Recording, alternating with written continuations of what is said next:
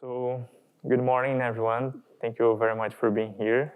We are starting right now a workshop called Integrated Assessment Modeling using WorldDynamics. The WorldDynamics package was created in collaboration with Luigi Crescenzi, which is just there, close to you. Hisham Lesfar, a former collaborator of us, Emanuele Natale, Aurora Rossi, which will also present a talk here at JuliaCon, and me. So I am going to present this package. I'm sorry if I'm a bit slow today, but I had problems yesterday with my flight, got delayed, and I almost didn't sleep in the last 3 days. I know that some of you has passed some or less by the same thing, so please forgive me. But let's try to start right now, okay? Let me check. Good. So this is the summary of our workshop here. I start with a brief introduction about the package itself. Then we will see the WorldDynamics family. I was thinking about 2 breaks, but now we are starting a bit late, so maybe I'll just cut in half and do 1 break in the middle, okay? And then I talk about the WorldDynamics package. The third part is a hands-on creating a new model and some final remarks at the end. Okay, I suppose you want to follow this on your laptop, so please, the first thing that I would like you to do is to install the WorldDynamics package. So if you didn't install yet, you just add WorldDynamics.jl, and here I'll put already start using the package because it might take some time to compile, so I'll just let it run in here. Okay, let me try to maybe. Okay. Yeah. And also, okay, compiled. And also I'll ask to plot a figure because we know that sometimes it takes too long to print a figure, so just to let things ready before we move on, okay? And okay. So the WorldDynamics package, maybe I shouldn't be doing this right now, but let me try to add another screen here. Yeah, okay, good, it worked. So this is the documentation of the WorldDynamics package. Here you can see a tutorial of changing a bit, things that we'll see today, and creating new models, and also the functions, and some of the equations of the models. We'll talk briefly about them. And here you can find the package itself.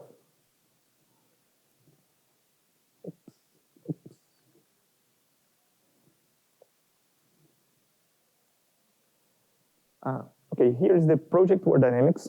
Currently we have some repos here, and now we're going talking about the WorldDynamics.jl. So this is the repo. If you want to take a look, please feel free. We are currently on version 0.4.2, and basically our goal here with WorldDynamics is to create a framework written in Julia that we can implement some of the models of WorldDynamics from the family that was developed with the help of the Club of Rome. And we have some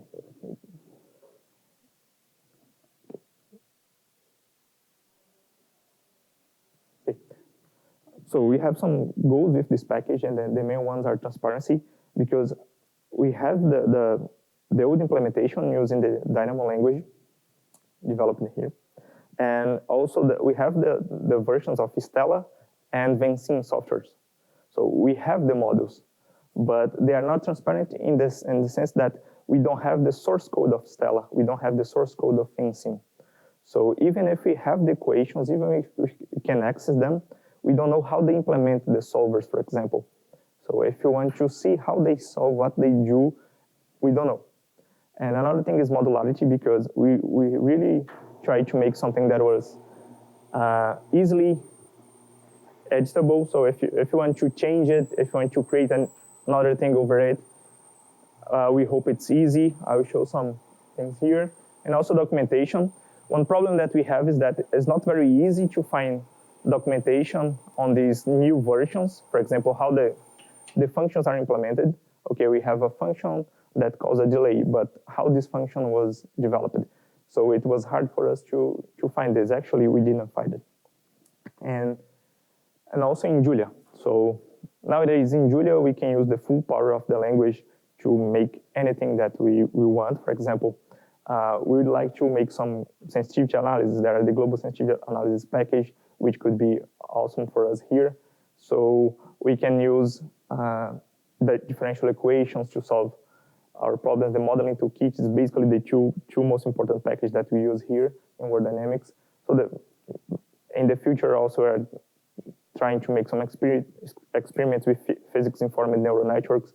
So everything this is possible because it's done in Julia, okay? And okay, I showed you yes. So this is again the GitHub repo. So you can see a bit here what is the cursor, okay? About it. So installing should be easy, just add the WorldDynamics package. Then you use it, and then you plot the function, just as I showed you here. So this is just one example of the plot. It takes some time to plot. So I will talk about this here later.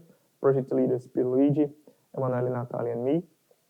And Pierluigi and Emanuele were the founders of this project, and I think more than 2 years ago already. And these are the supporters of this package. Okay. So let's continue. What is that? Okay, so now we're going to talk about the WorldDynamics family itself. Here I put the 3 ones that we will be seeing today. Word 1 and the 2 updates, Word 2 and Word 3, the most well-known of them. But you also now have, in the last year, the Club of Rome published the Earth for All. This is not part of this workshop, and we have the package of Earth for All. It's here, yes. Here on the WorldDynamics project. It's not published yet as a package. We are still under development. You can see we don't have any releases yet, but it's already working. You can already clone the code if you want and try, and we can already reproduce the models. Okay. So today we are going to show these 3. The first one is the WorldDynamics. So Jay Forrester was a faculty member of MIT, Professor Emeritus here, and he created the system dynamics, basically, and also was one of the inventors of the DYNAMO language. And in a meeting with the Club of Rome, he proposed to use the system dynamics that he developed to create models of the world. So the Club of Rome is a non-profit organization. And he proposed this, and in the flight back, they had a meeting in Paris, and in the flight back to Boston, he literally drew the first model of world using the system dynamics. And this is a picture that is on the memorandum written by Jay Forrester. Let me try to, okay, let me show you. Okay, so this is a memorandum from Jay Forrester, and here at MIT in 1970. Okay, so this was the very first written description of a word here. And you can see, okay, we have a preface, and even he says here, the first step consisted of about 1 hour on the airplane from Paris back to Boston, which resulted in the general figure of 1,1, which is this one here. So literally drew this figure. And here, basically, he makes a very simplified model of the world and trying to relate how the pollution, the capital investment, and the food production would affect each other. If we grow one, if one decreases, so the positive and the negative influences on each other, okay? And here, he describes technically using the DYNAMO language. So what does he mean about those things? For example, the population, it's basically, the growth of the population is based on the birth rate and the death rate. So if the birth rate is greater than the death rate, then the population will grow. If the death rate is greater, then the population will drop. And so he develops and goes to put all of these equations. And then he plots some of the tables. Some of these values were taken from reference from 20 years ago at the time, 30 years ago at the time. Apparently some of them were also educated guesses, let's say. So no studies. So this is 1970, so it was not easy to find data at the time. So it's not like today. And so he keeps going, and then he tried to create all the interactions of these models, the equations, showing how they interact. And okay, at this point, he used the DYNAMO language and was using a discrete simulator. If I am not correctly, he was using an Euler solver using a delta time of 5 years. And by the end of the first chapter, let me go here. Yes. He describes all the equations. And this was very, very useful for us because you can find everything we needed just in a couple of pages. So instead of looking all of the equations and trying to see how they would connect, no, we have the list of all the equations here. So this is very nice for us. You have the differential equations, we have some constants, some parameters that we can change or not, and also some tables, some interpolated values. And by using this, we can reimplement. And this is the DYNAMO code. So, and then he uses all these equations, he runs the simulations and gets, this is what he calls the standard run. So it's on page 92 if I'm not.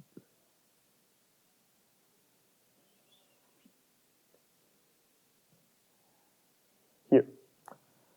So this is the, can I fit this?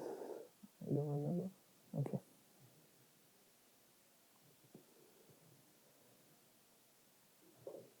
This is the standard run of the Word1 model. You can see here. And here are all the variables that he plots. Let me show you here, okay, this figure. And if you executed the function that I put here before, so basically just using WorldDynamics, then we call the Word1 module and ask to plot the standard figure, the figure underscore std. It's a function. And after some time, the plotly will plot this scenario. So we can see here that it confirms the same chart. So the same lines. If you overlap this, we see that it's very close. So this is the standard run of Word1. One important fact here is that Forrester was not trying to predict what would happen in the world. He was trying to find tendencies. So, okay, if we continue more or less like we are going right now, what can happen in 50 years in the future? So, and as you can see, at some point the population will just drop. Okay, but here is 1967. So, okay, this didn't happen. We've seen the other models that the population drop also exists, but later. But again, what the main point here of Forrester was, okay, we have a model that is showing that if we continue growing like we are going right now, if we continue using all of the resources, the natural resources that we have, that just depletes, okay? The natural resources, they don't grow back. We just using. At some point, we have a collapse. So that's the important message that we could take from this, but of course, this was not the most well-known model. This is the first one, okay? And in the memorandum, he tries to do different changes. For example, here, let me, okay, here, he changes two of the variables, and this is the figure. One word. I can just, okay.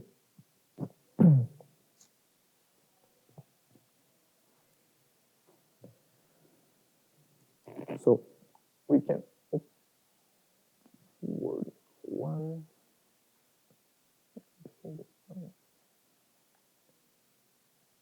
So this is the first scenario that he changes. So in this case, we have less use of natural resources, and then the populations go. And here, since we are using Julia, we could, for example, hide some of them. Okay, so in this case, the population you can see is growing and don't stop growing, at least not before 2100. Okay, this is the first variation scenario, and then he keeps going and going and adding more variations.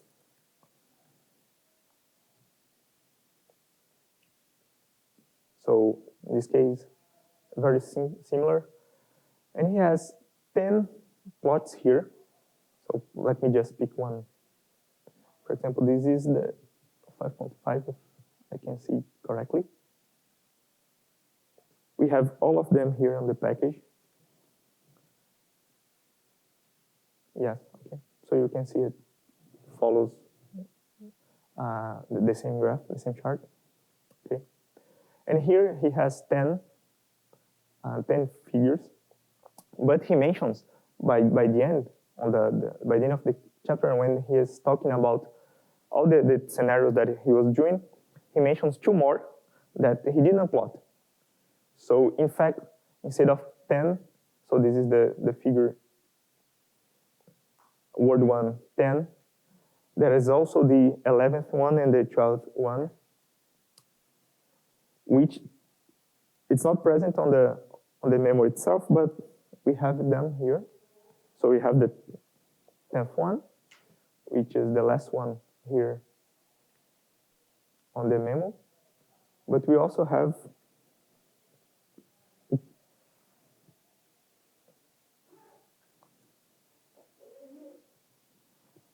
the figure 11 that it's not here. Okay, this is the word 1A. It's an update that he did.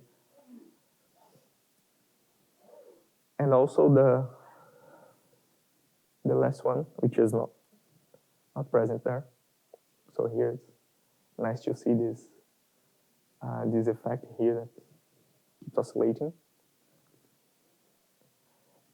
And Forrester also, let me put here. Okay, this is okay. As I'm showing here, there is also 2 updates, and he presents these 2 updates in the memo, which he calls word 1A and word 1B. So what he says is that, okay, after thinking a bit, we developed 2 updates, we updated the model and made some changes. And here we also have word 1A. So, but in this case, we just have 1 figure, which is the standard one. So he just, yeah.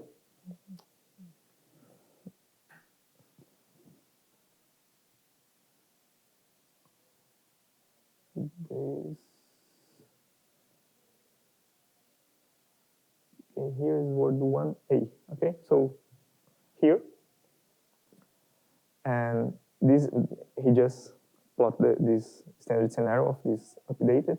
And we also have the update word one,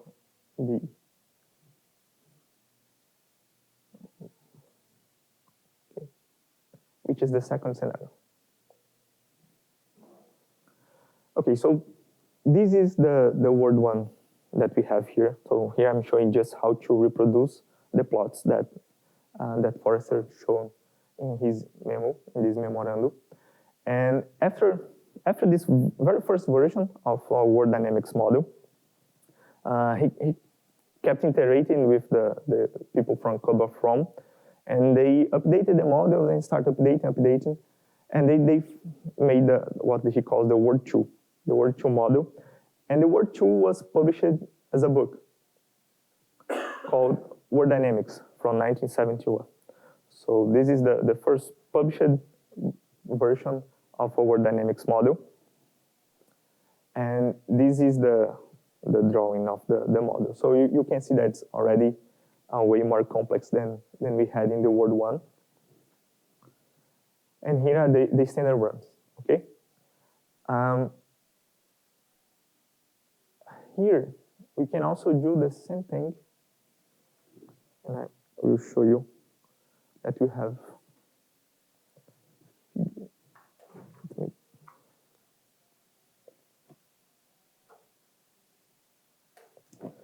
okay. In this case of Word 2, the book which I'm trying to show here. Okay.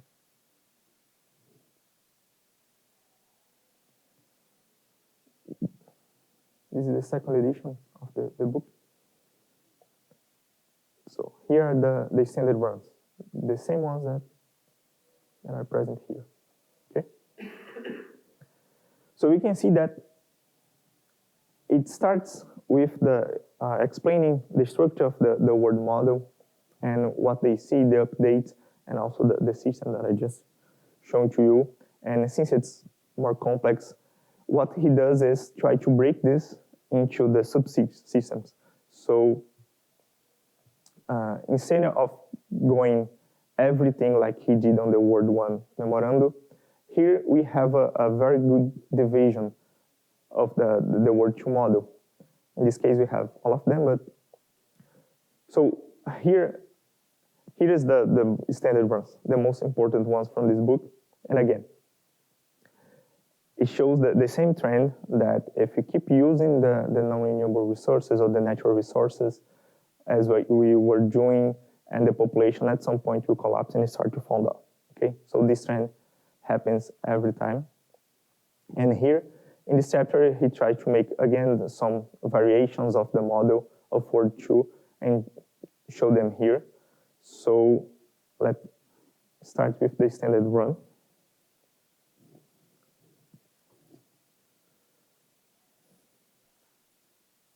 Okay. So the standard run is on chapter 4. So in this case, since we have figures in different chapters, so it's not only figure 1, figure 2, figure 3, we divided by the number of the chapters, okay? So the standard run is the first figure of chapter 4, as if you look at the book, you see here, it's called figure for 1 and figure for 2, and here, we call them the same way. Okay, maybe, yeah. Okay. So this is the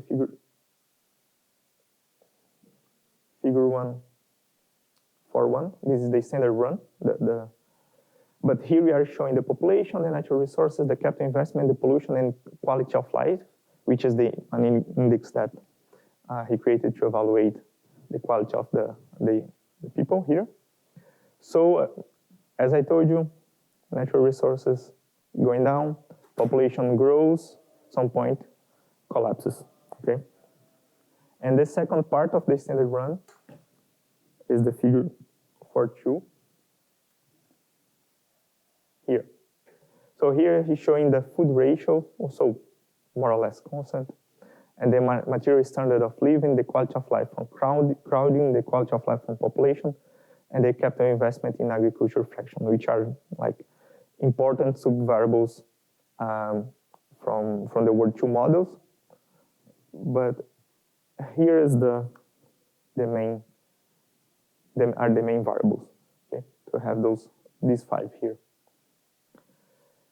And as we go on the book, we can see, okay, we have the figure 4.3, 4.4, with some small variations, and we have all of them here.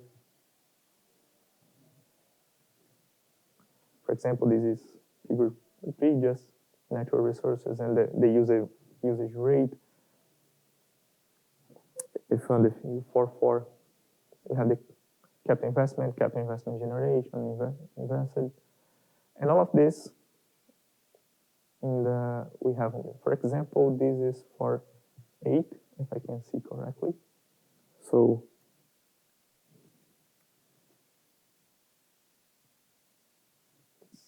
no, not for 8, maybe for 9.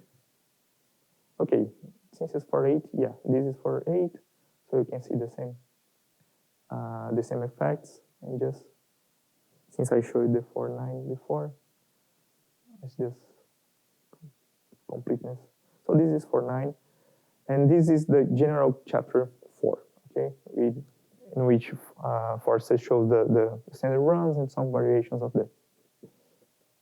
And here on chapter 5, what he tries to do is, okay, so suppose that our ideas are more or less correct. What can we do to try to improve this? And here in chapter 5, he will try to make some variations and see, okay, what can you do to try to avoid this collapse, and what the effect would be if we change some variables. And you can see the effects vary a lot. For example, let me start with the very first one. So again, we follow the same pattern here. So the figure is called figure 5.1. So in the WorldDynamics package, we try to keep the consistent, and we just ask to show figure 5.1, okay? And see, okay, now the population collapses, but then comes back because the natural resources are still going down, the pollution goes up, then we collapse, then the pollution goes down again, and so yeah, and it's fun here that, okay, the quality of life is decreasing, but after we collapse, we had less population, so the quality of life goes here. Sure? So for population, I can imagine a billion people. Yes. But for the other ones. Okay. Here we show the values. Okay, so population is 8 billion people, and natural resources are 1 ton unity of resources. So there is no, I would say, defined unity of measurement. So this is 1 ton of resources that we have. So yes.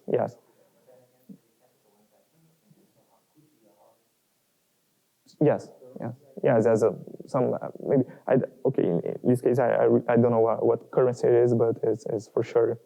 Somewhere it's related to, there is a definition somewhere, I guess. Yes, no, not in the package, but in the book.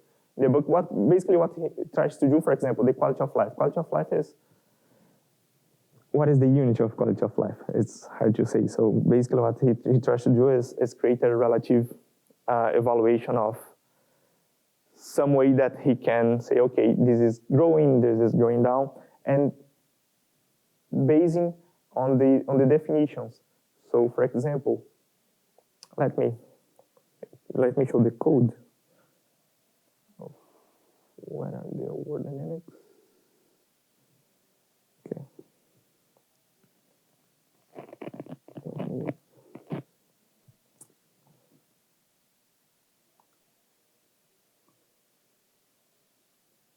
So here's the code. I will show the code again very soon. But okay, quality life. So for example, what are the equations that define the quality of life? He has some variables, which he calls quality of life, and quality of life for material, quality of life from crowding, from food, and for pollution, materials are not living. These are the external variables, crowding ratio, food duration. And what he basically says is, okay, the quality of life is the product of all the individual quality of lives. So the one from material, from crowding, from food, and for pollution. So this is what he does, and he defines this as an interpolation of some values. So in this case, based on the material and standard of living, he will get the quality of life from material. Based on the crowding ratio, he will get the quality of life from crowding, and etc. Okay, so this is a very small subsector, and so here's the definition that Forrester gives to quality of life. What we will see in a second is that there is no quality of life sector anymore in World 3. Basically, he tries to make the evaluations from other factors, because the point of system dynamics was that Forrester was trying to evaluate the effects that the physical effect in the relationship, the dynamical relationship of the things. So for example, he starts with a stock model, and then he goes to a city model, a population model, then he goes to a world model. So this is, his goal was trying to evaluate how these changes could affect us. Okay. Not trying to predict what would happen. Okay, so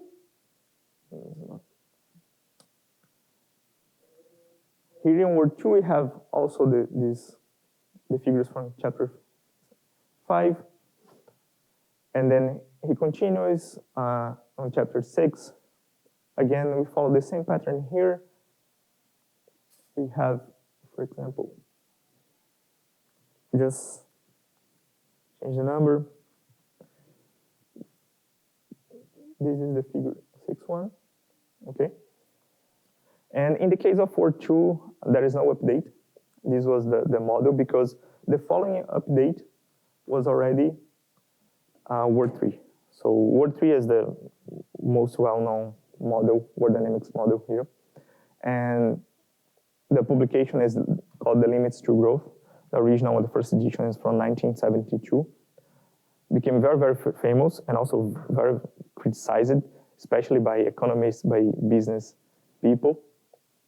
And here are the authors: Renders, Forrester, Donella Meadows, Dennis Meadows, and William Barnes. So, see, Forrester is not an author of the book, but he is the creator of the WorldDynamics. So he is basically the father of this. And here we can see the interactions of the main sectors. We have the population, we have pollution, we have capital, we have agriculture sector, and we have non-renewable resources. And this is the figure that is basically the most important one. So this is where all the the criticism came from, because here, okay, now I will run the same figure. I will show the figure. Sorry.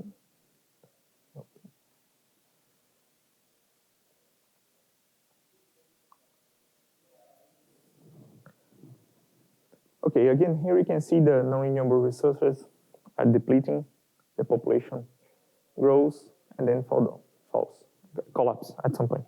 So in all of the cases, we have a collapse. Before, this collapse was earlier, was like in the 60s or in the 70s or in the 80s, and now it's more or less today. So so this is the plot of the WorldDynamics package. We can see non-renewable resources, capital indicator, the population, and how they affect each other. And when we put one over the other, this is the overlap we have. So just as a side note, this was our way of debugging the code. because, okay, we had the DYNAMO code, but how can we know that the values are correct? We didn't have the values, we just had the figures. So how can we be sure that our results are correct? What we did was do those types of things. So overlapping the figures with the SVGs and checking that the curves follow the same pattern. Okay. So basically, this is how we debug it, and it's fun because even if you change one parameter, very small parameter, everything changes.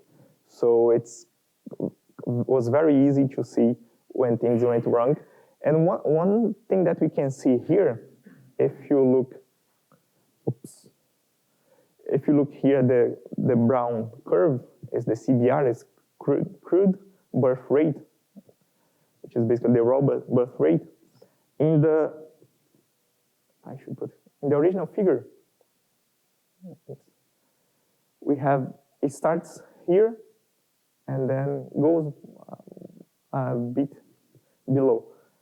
When we ran, what we realized is that, okay, we had this spike here. What is happening? So this was a problem. The thing is, since they were discretizing, they had the initial value, was here. The second value was more or less 5 years later. So they just interpolate the value, okay? In our case, no. This is, we are using Modeling Toolkit, differential equations. So what happens is, when we simulate, actually it starts a bit below. It doesn't start, even if you put the initial value here, it will start a bit below, and then it will grow for the correct value. So since we don't have this discretization here, we have this very little different effect. And we spent a lot of time try to understand this, if it was a mistake from our side or not. And but then evaluating everything, we checked that everything was fine. Then we compared our code with another version in Python, and okay, everything was following the same trend. So this seems to be the correct. Okay. No, not now. What is that? So here, word 3. Word 3 is way more complex. You can see here. Okay. So we have those 5 sectors: population, agriculture, capital, non-renewable resources, and pollution. And they have a lot of variables. So what they do in the book, in the limits to growth, in this case, I will not be showing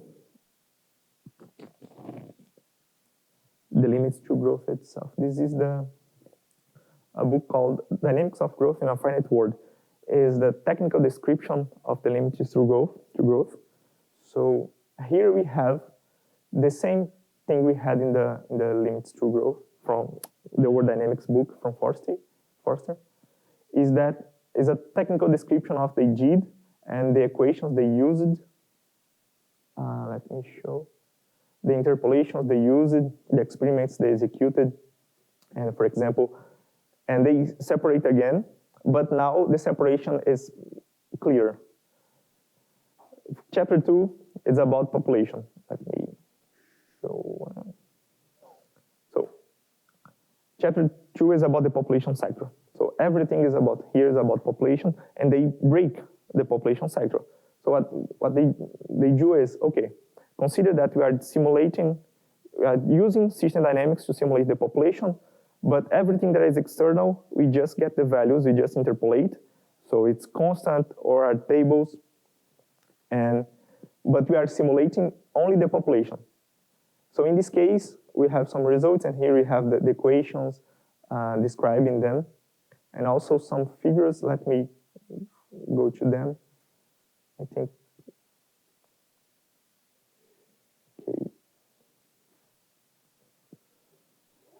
Okay. Here starts the technical description. So we have, again, population is very simple, and there's no way to disagree with this, that basically the population grows, again, if the birth rate is greater than the death rate. So that's very simple, and he puts initial value of 1.6 billion people, and then show all the equations and also the interpolations. And here we have the first simulation runs. These are the values, the interpolated values, okay? So they have tables, and just plot the tables in a chart here. They are not simulations yet. The simulations start, I would like to,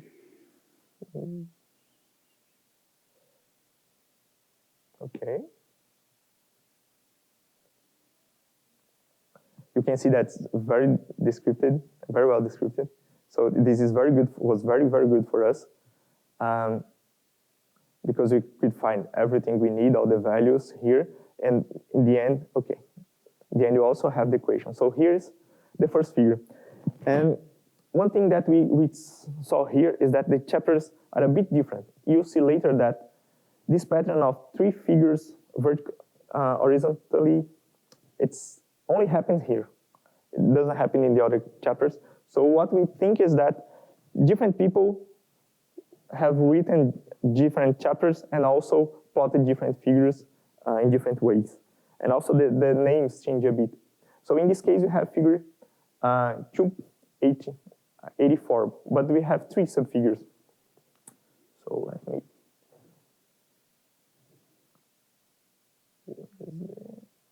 actually this one. Yeah. So let me get back here.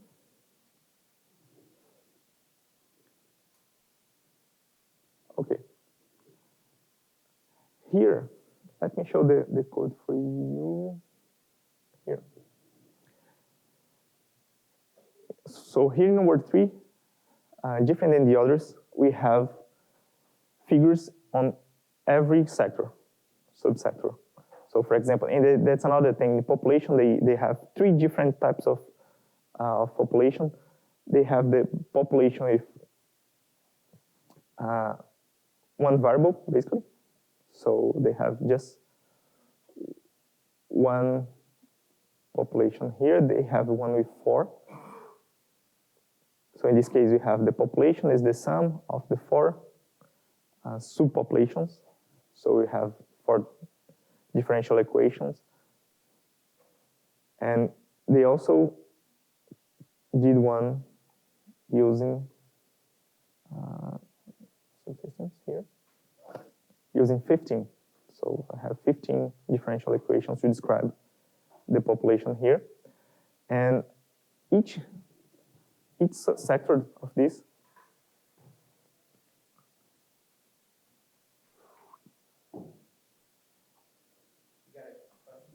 Sure.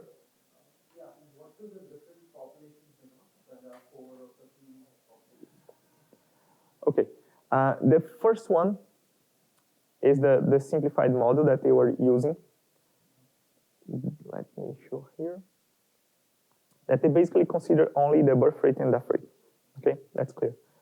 But in the POP4, they use, you see here, they try to get different values here. For example, this is birth rate, but the G stands for, I don't remember. And let me try to see in the book. I'm sorry about that. Okay, it's, oh, okay, yeah. They break the death rate in 4 sub-death rates. So the death rate based on the, it's, I don't know.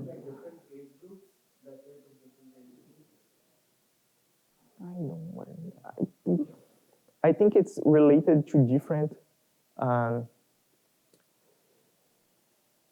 interactions. For example, the death rate related to pollution, the death rate related to food. But I'm not sure, and I don't want to say this, not being sure anymore. But I need. They attribute birth or death to different. Yes, yes. So they consider that the death rate and birth rate are not single numbers, are not single equations. They are the effects of other variables.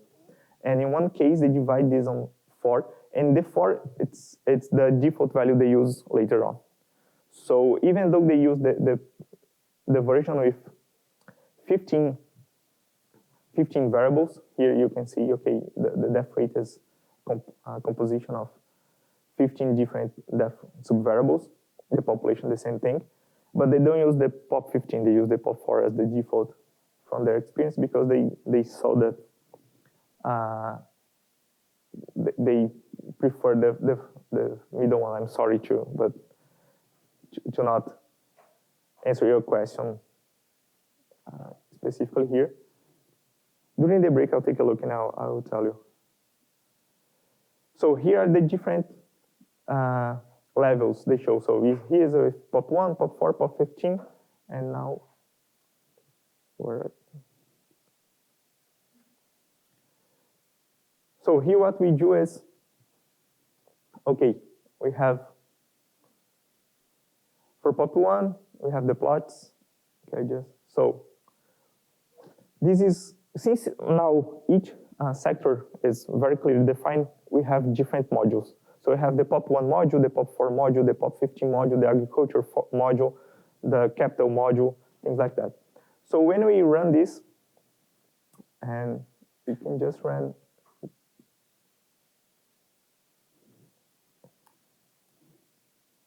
so word3.pop1.figure84.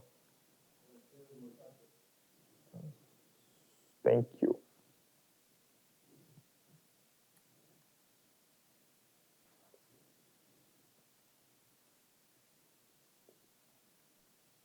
And here is the figure 2.84a, which is the leftmost one in this case. So because of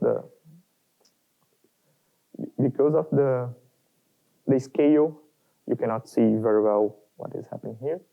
But it's basically the same thing. This drop here, this growth here, everything is in place. And here is using the pop1 values. If you use the pop4, we have the middle one. This here, very small differences here, okay? So this is figure 2.84b. Same thing stands for, I should have.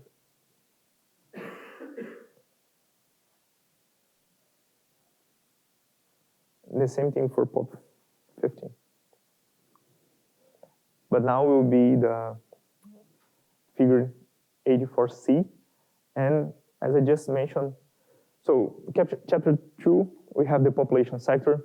Chapter 3, and in the end of each chapter, they show the equation. So this is very, very useful for us.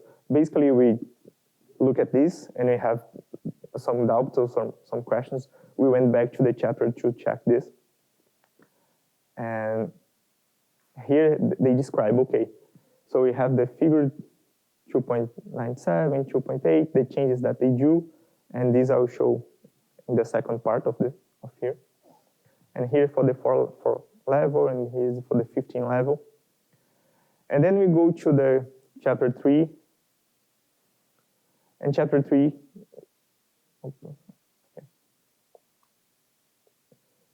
Here we have the capital sector, okay?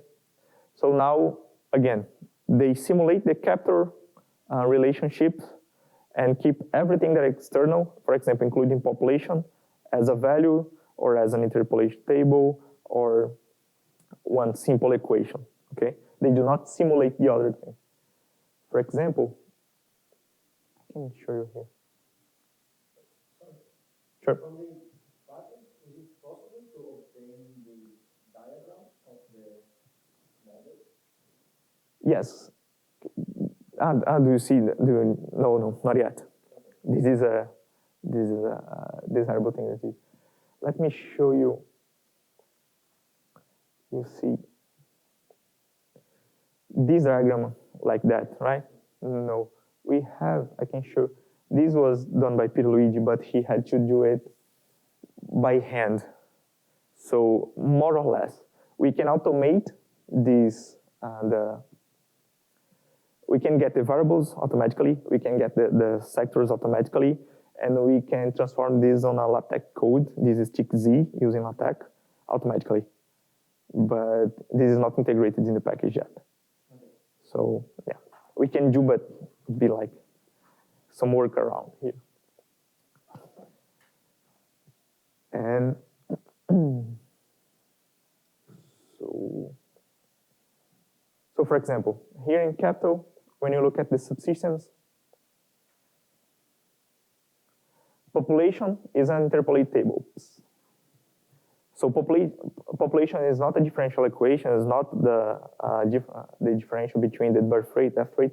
This is just values that they take, okay? So population is not simulated in the capital sector.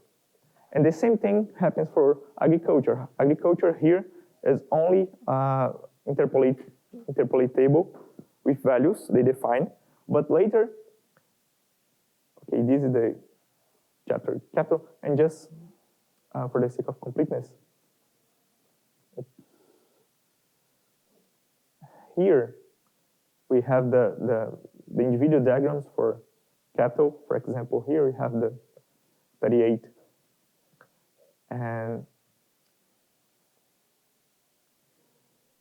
we can do the same thing. So word 3, not capital, not figure 38. And so this is the figure 38. This is the same figure 38, okay? So we have all the figures of the book, all of them, the individual ones. And again, here in chapter 3, only capital. On chapter 4, only agriculture. We have the same thing, following the same pattern, word 3 dot agriculture, and you put the figure, the name of the figure here. You can see the result, for example, here is the 70. So word 3 dot agriculture.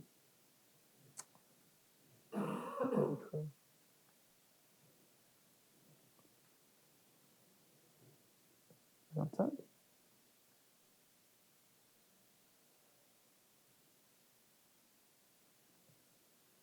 Okay, look at this.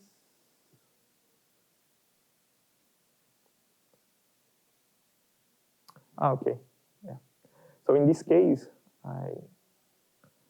these are the same figure. I thought that this was for 71 actually. So this is 70A, 70B. So we divided this in two different figures. So the first one is this, agriculture 70A, and then you have the B. So we try to follow the book. Here you can see some spikes that discretization doesn't show to us. And we try to follow the book very closely. So try to follow the same patterns and make it easier for us to reproduce all of them. And again, okay, chapter 4, agriculture. Chapter 5 here, we have the non-renewable resources. Chapter 6, we have pollution.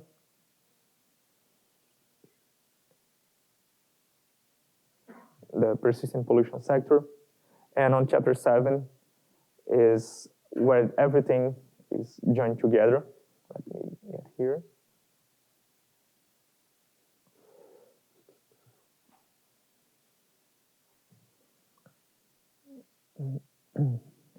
So in all of these chapters, they were simulating one sector, and the others are external variables. One equation, simple equation, interpolate table, things like that. Now in chapter 7, they brought everything together, and now they are trying to simulate the full run of the whole model. And here is where we have the full results, and here is the diagram. Okay, this one.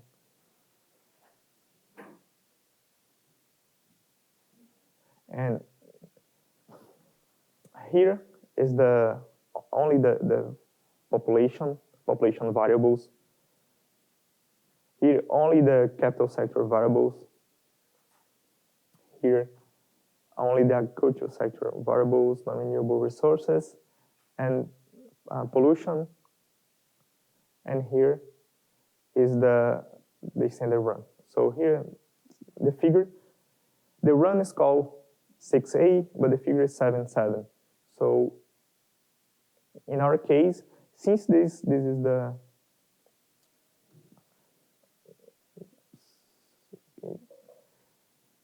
so this is not anymore in a module. So it's the full simulation. So instead of using a submodule of Word3, we just call Word3.figure7. Okay, so this is the standard one. This is the important thing. And now, again, we can see the same trend, non-renewable resources going down, population goes up, then collapses, and here around 2030 or 2025. So basically, more or less, we are how we are today, but okay, we are actually here see that the prediction would be around 7 billion people. We had more than 8 already. So again, what they try to do here, and they say this explicitly in the book, is we're not trying to predict what will happen. We are trying to see tendencies of how things will go if we keep doing more or less the same things, using the resources that we are using carelessly, how we are not trying to use more renewable resources, and then the population will grow. At some point, we collapse. So in the package, basically, okay, we have those 3 books, very influential 3 books. Of course, the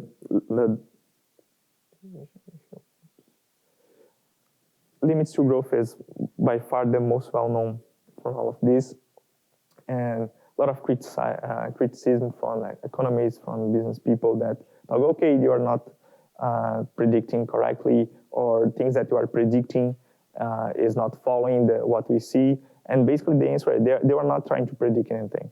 That's the point.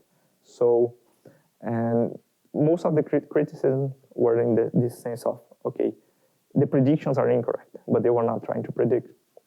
And the tendency is actually very correct. And what we did here was trying to be able to reproduce all of the figures, all of the runs using our package. Okay?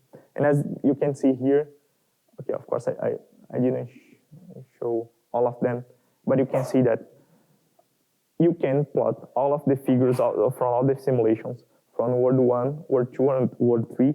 And Word 3 had also 2 updates. In 1991, they made the 1 update, the 20 years update, and in 2003, they made the 30 years update. And we also have this figure here. Let me try to show you.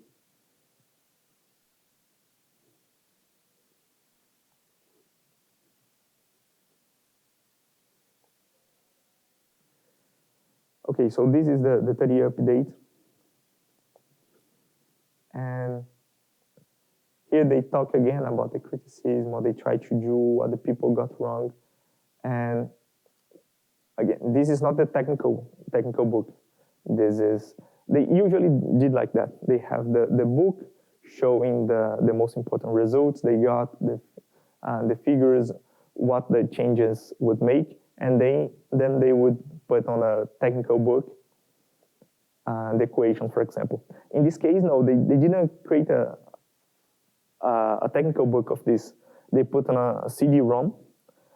The problem is that we don't have access to it anymore. We tried a lot to find it, so we didn't have the data. It was very hard to find the data. We made some guesses. Some of them were correct, some of them were not. And then we had the help, and I'd like to acknowledge him. Let me see if I can.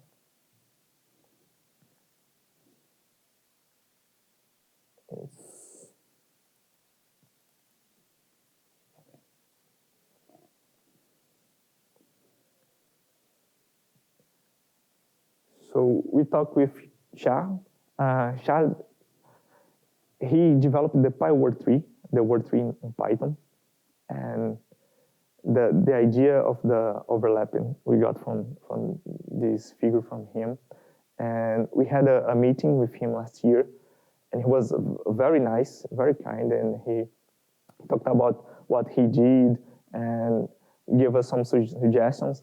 And more importantly, he gave us some personal notes and personal code that had the exactly values that were changed in the updates of 91 and 2003.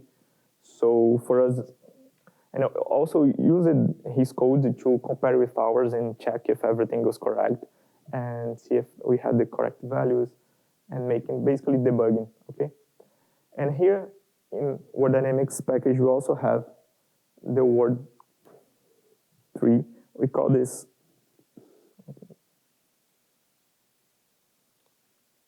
sorry.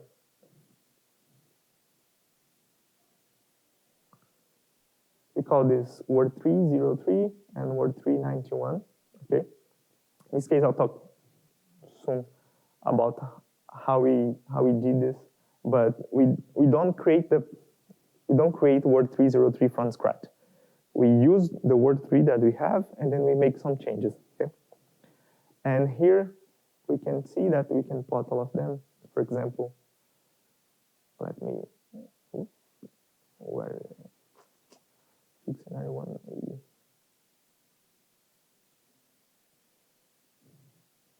Word 3.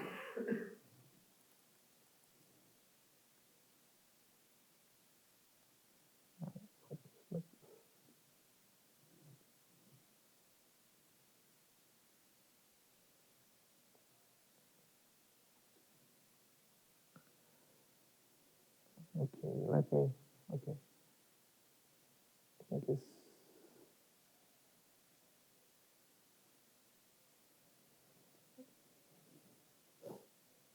so I'm going straight to the scenarios. Here they describe the effects of each sector and the individual variables of population, capital, solution.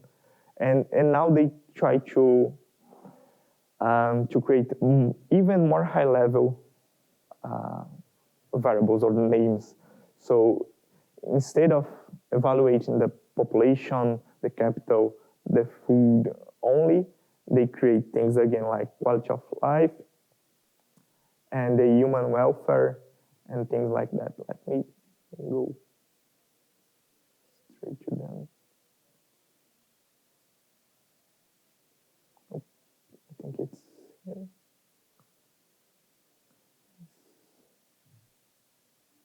No, here they're describing. Let me check here if I put the reference.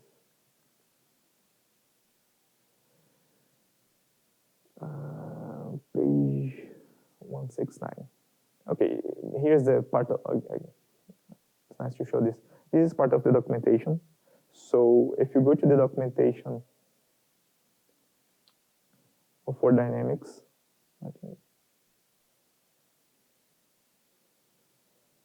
this is the package, the source code. If you go to the documentation, you can see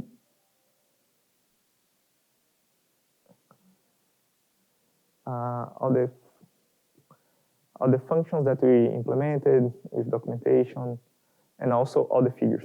So we say, okay, we're producing this figure from this book, and or in this case, the memorandum. You can find it here. And all of the functions are here. And we put the caption of them. In this case, the word 3, pop 1. You can see all of them. Also here, word 391, also word 3. The updates, this is word 303. So everything is here on the documentation. So if you want to reproduce by yourself. And let me go to page 169.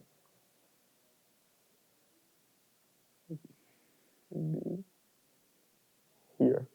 So they created these 3 figures. One is the state of the world, is the one here. So you have the resources, the industrial output, the food, the population, the pollution. The other is the material standard of living. So, okay.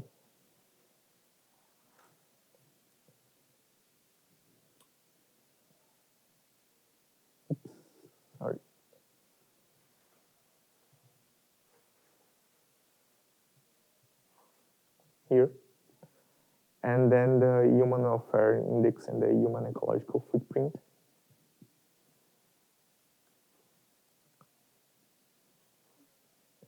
So again, we have all the figures of all these, the 6 modules: Word 1, Word 1B,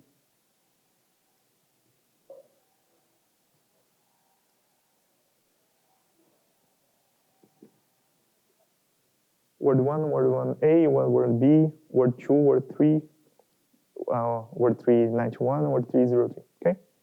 So everything here is part of the, what we can see, can use with the Julia package. So this was our first goal, is to make those things available, quickly available, if anyone wants to see, want to check the figures. So okay, I like this topic, I like the story behind it, so I like to see these figures, and I like to play a bit with them, and maybe changing the scales, or trying to, okay, I don't want to see this, I don't want to see the other. So this was the very first thing, is to make available easily these figures, okay?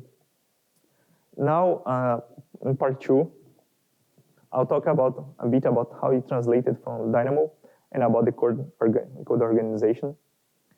And the difference in the modules, you see that some modules, like I mentioned before, Word 3, we have clear differences in sectors. And then I think now we make one break here, and then we go back by customizing the models, and then we go to the last part one way, okay? So let's see the code a bit again.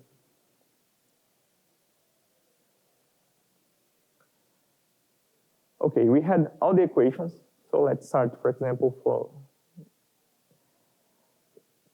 one thing that happened is we started from Word 3. Okay, so Emanuele and Pierluigi were the founders of this project, and they knew Word 3 is the most well-known, and we started from it. And Word 3 is the most complex from these ones. So we started from the most difficult part, and after that, doing the other modules was way easier for us. But the problem was create the first time. So they started doing the population sector, and when I arrived on the last year, I could help creating the other sectors, and also making the full Word 3. And then only after that, we started working on Word 1 and Word 2. But now I'll show, starting from the Word 1. So we have the equations. How do we define them? Let me go back here to the memo.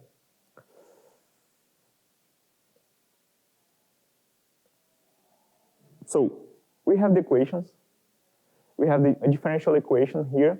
Okay, a differential equation. We are using Modeling Toolkit. Differential equation is a differential equation in the Modeling Toolkit. So in this case, they say, okay, the population is the population in the iteration k equals the population in the last iteration plus the delta time times the birth rate subtracted the death rate. So we just put an equation here. So for each equation we have, they became equations here using the framework from the Modeling Toolkit. If you have constants, then we call them parameters. So we have those constant here. We use a dictionary because it's easier for us to change them later. So if you want to change the birth rate rate here, we can change later, only call this dictionary, okay? The same thing with initializations. Initializations is we call it differently because when we create a differential equation, we need an initial value. So in this case, we put the initial values here. The parameters can be constant variables. And basically, we define different scenarios. In the case of Word 1, we have only one scenario, only one standard scenario. And the tables are the interpolation. So Forrester said, okay, I know the birth rate, I forgot material here, is this bunch of values. What we do is interpolate this. So we got, it's basically like this, like a chart like this. We have those values. We just use the values and create a function to interpolate them. So we have a function here called interpolate. We get those values and interpolate these values, creating basically intermediate values from the points that we have on the book. Question, Paolo. Sure. So one of the things that one would like to try, I suppose, by playing with the packages, for example, going from the find value for any parameter to a value with error, so a plus minus. Mm-hmm. And that will require to change the type of the argument. But I see that you have coded all the time. You mean? Design choice? Yes. Yes, it was a design choice because we tried to make it also to follow the models as they were originally. Okay. So we were not trying to create a possible new version of Word 1, Word 2, Word 3. We're trying to re-implement this model in a modern way. So now you can play with this model in the ways that you couldn't before, and now you can change, you can do those things, but the model is still here, it's clear. You can see where are the initializations, where are the parameters, and you can easily make correspondence between what is on the technical books or the technical memorandum and what we have here in our code.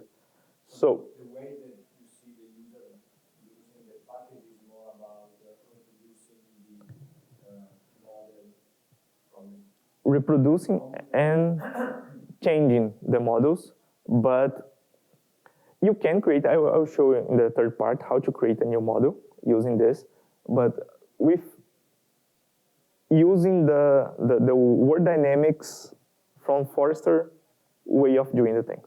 Okay, you can, okay, this is the code is available, you can use it, you can change it, but in our case, we were not trying to make something, let's say, trying to everything possible. No, we are re-implementing and trying to make more easy to edit and to see, and again, to be transparent, to show all the values here if you try to change. But again, you can, and this is a good suggestion. This is a good suggestion. Yeah. No, thank you for the question. Sure. One thought there is that like I'm the default to say 64, but each is types in general flexible. So that way, Okay. the default still stays to 64 as the original paper intended, but you can play around with, say, like errors, because Julia can propagate errors in a beautiful way, and that way, just by relaxing the type of it to the rest of the function. Okay, the thing with the types here is that we have not in Word 1, but if you look, for example, in Word 3, we have a lot of dictionaries. So a lot of initializations, like, for example, agriculture, we have some initializations, some parameters. In capital, we have the same thing, and in population, we have the same thing. So what happens here is, since if we try to use any available value here, we have a performance problem. It will take too long to, or if you use, for example, a tuple, it will take too long to compile. So we tried to make something that was flexible, so float. So if you want an integer, you can. If you want a irrational number, you can try to choose it. But in this case, choosing float 64 was, okay, we had to choose one because of performance concerns. And we choose float 64 to be more flexible. Very good. Yeah. So sorry to interrupt. Sure. One would like to try, for example, drive these stuff that can be more compatible with you. Yes. Yes.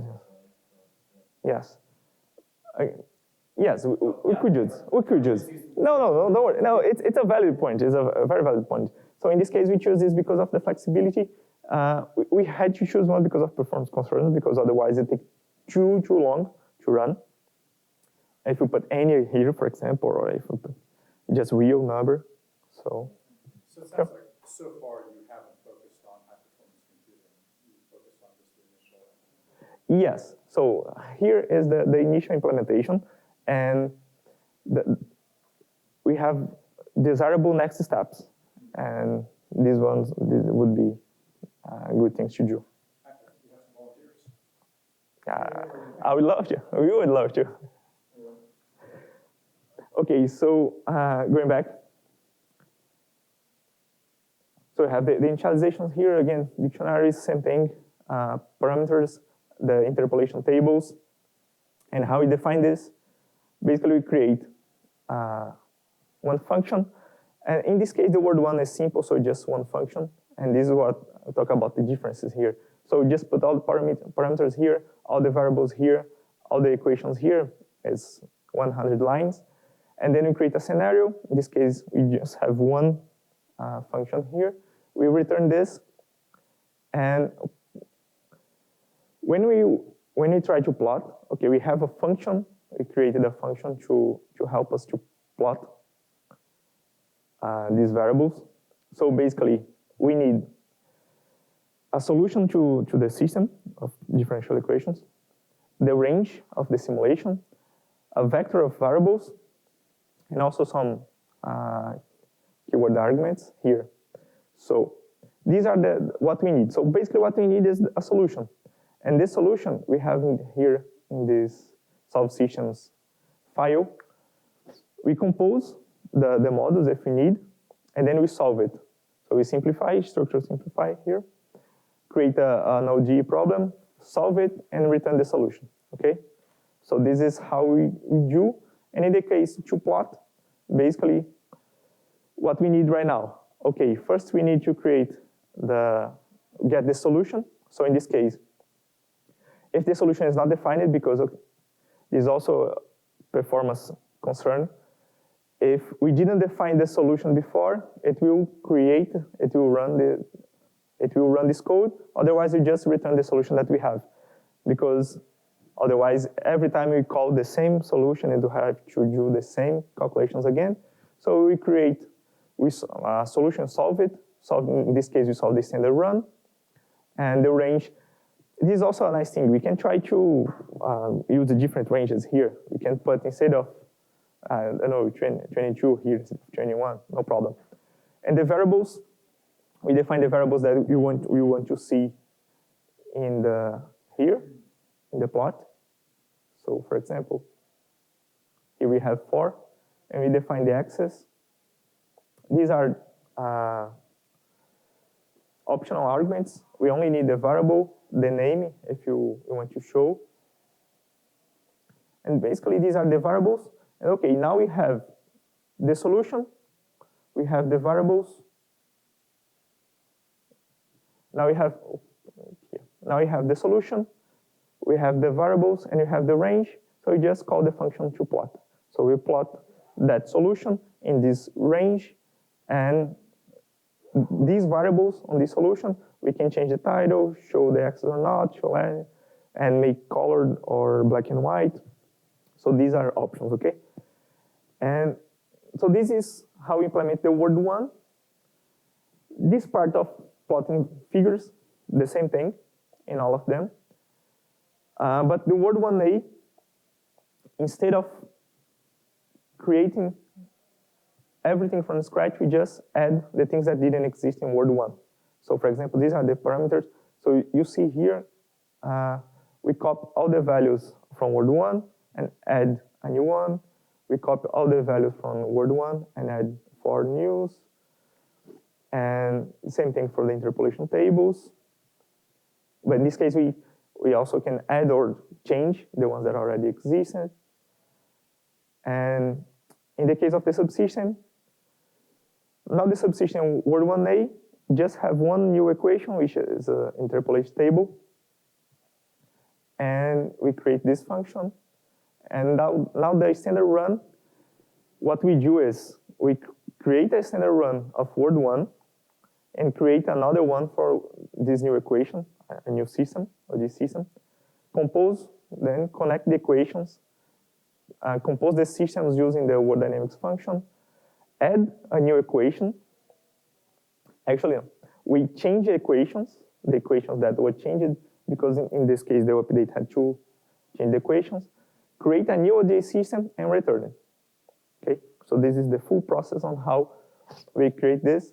And plot is basically the same thing on all of them. Is you create the solution and solve the problem, the system, create the variables, and plot the figure. Okay.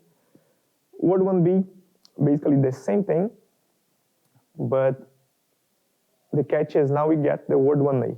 So there is no new initializations compared with word 1A. But there is a change on a parameter, so we change this parameter here in word 1B, and basically the subsystem, there's only one new equation, same thing, tables, we change some of them. And in this scenario, we get the scenario from word 1, from word 1A, from one word B. So now we have 3 subsystems, connect the equations, compose them, and change the equations that were changed, create this new system, and return it. And now to plot, we get the system from the standard run and solve it. That's it. The variable is the same thing, and plot the figures. Okay. In word 2, now we have different subsectors. So now we have the agriculture investment subsector that has its own initializations, its own parameters, its own interpolate tables, its own subsystems. Okay. So these we have separately, but there is only one word 2 scenario here, basically, actually. Because we get all of the parameters, initializations, and tables for all of them, and just name them and initialize them. Construct one system, collect the equations just once, compose this, and then we have different functions here, okay? So these functions are the different scenarios that are used to create different figures. So the pollution crisis, the crowding. So here you can see what we are changing, the parameters we are changing, and then we create these. In the plots, same thing. We just get one scenario. In this case, you have several.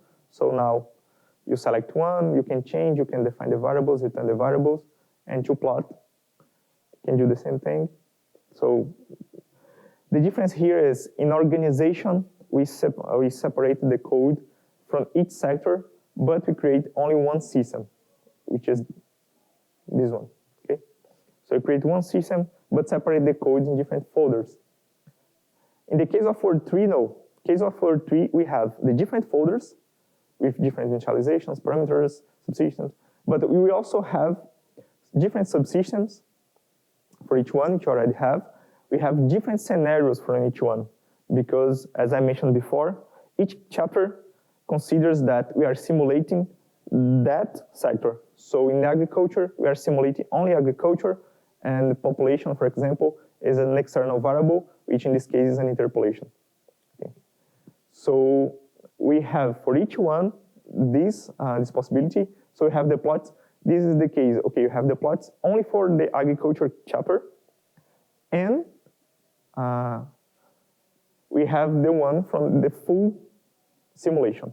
So we create a new scenario with everything, add everything to this, all of the systems, all of the equations, and compose this system. And to plot, the same thing, we solve it, solve one scenario, create a variable, and call the plot function, okay? So what are the differences here? In word 1, everything is basically in one folder. we don't separate subfolders. In Word 2, we had separate subfolders, but only for organization matters. So there is only one Word scenario. In the case of Word 3, no, we have different folders with different scenarios. So we have agriculture scenario, but we also have the scenarios of everything together. And in, same as the updates on Word 1 and Word 3, we just get, okay, what we just add things that were not present in Word 3, in this case in 921, we change the tables, change the parameters, and create a new scenario here, basically a new system. And when we want to plot this, we plot, just change it what we have. The same thing for, in the case of Word 303, we have new equations, and this is a problem. Because now we have to create new functions. So we have the human welfare indexes, but we not only need to create the function with the equations, we have to change the previous values. So, and that's when the dictionary comes very handy for us. So we get the dictionaries, we change the dictionaries, and now we have these values, we create them, we create new subsystems, basically these two that were in the update. And now when we create a new scenario, we can use them. So we use, again, the Word 3, pop4, we change this interpolation table, we get the update from the Word 391, and also the new equations. So we have to basically recreate the system, compose the equations. So this is the new system, we return it. And to plot, again, same thing, get the solution, we create the variables, and plot a figure, okay? So this is how we organize our code. Now we can make a break, and what I'm going to show you when we come back is how to use this. How, basically a hands-on, okay, I have this, I want to change this, how can I do it, okay? So I can make a break here, and see you soon. Okay, thank you. So let's get back to work here. And okay, so far I showed you how to reproduce the figures from the books, okay? That's the thing that's already you can use, but suppose you want to create your own figure. So what you can do? Oops, okay. So I'll get, for example, we have, let me get, okay, we can use the standard run for Word 3. Okay, so we have the function of the standard run. We can just reproduce it, no problem, but suppose we want to, in this case, we can change this, okay? But you can see that the simulation is only for until 2100. So what can you do? Suppose we want to simulate until the year, I don't know, 3000. In this case, if we could just call the plot function, because the plot function accepts the range. The problem is, let me go to that. So, for example, I can call the WorldDynamics, not.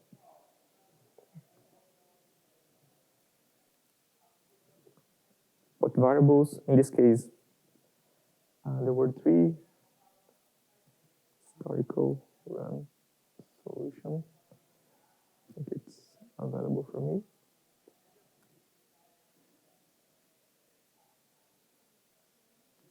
Where's the? I didn't call the.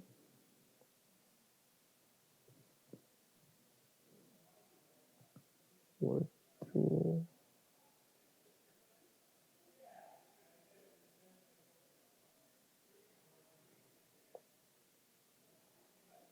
Okay, I didn't define it. So let's go back here.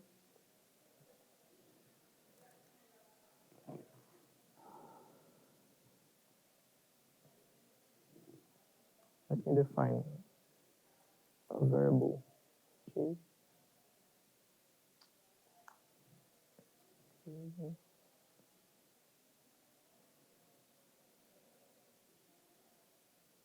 It's not defined. Okay.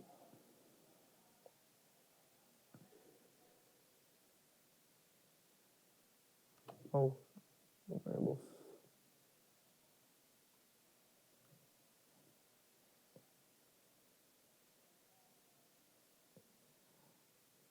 Okay, create a variable T. Now I'll call the plot function the range T from the one we have. And I'll use the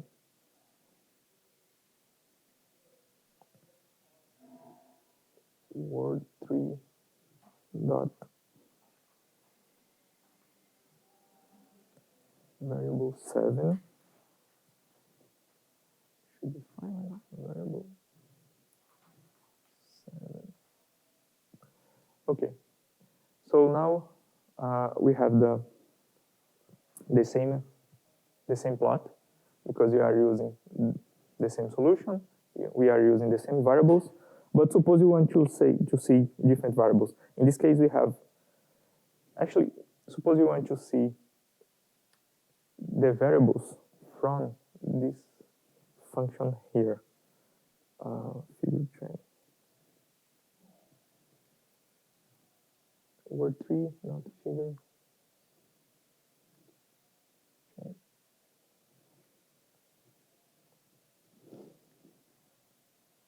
Okay, so in this case we have, let's compare with the other one. We have the same variables, okay, but these are different figures with different values, but moreover, they have different scales, yeah, so different unit ranges. So for example, here the IOPC is until 1000, in this case, 2000. Because of this is the scale presented in the book. So, but suppose for any reason you want to show the figure of the circle run with those variables. So in this case, so we have this with the different scales. We can change it. We can go up, we can go down, no problem. Okay. In this case of the range, we can also change it here. And that is okay. In one case, in the case of the agriculture chapter, the solutions are show only until the year 1970. But by default, it will solve until the year 2100. So we can change this and see. Okay, so these are things that we can do without needing to reimplement anything else. But there are some cases that they test the different some changes in the parameters. And for example, let me show this figure here.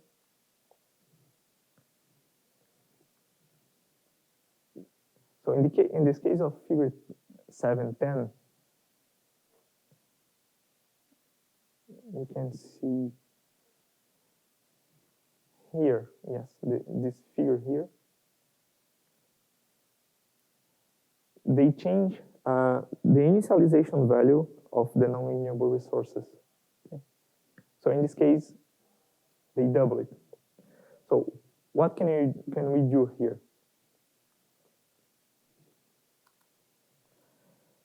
Okay, first, we need to get these parameters. So I'll call nr params, the non-renewable, actually, word3 dot non-renewable module, get parameters. Okay, now I have all the parameters here. And I can change only the one that I need. In this case, is the NRI. So this is a dictionary, so I just change the NRI to 11. But now since I changed the parameter, I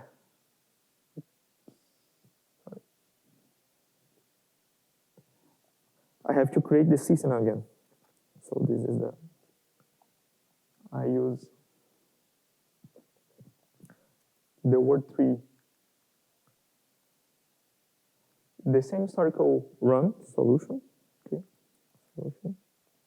But now, instead of using the default parameters, I use the non-renewable params. Is now NR params.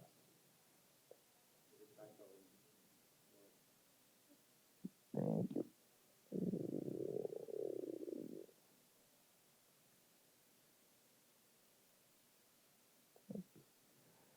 Circle run solution, non-renewable.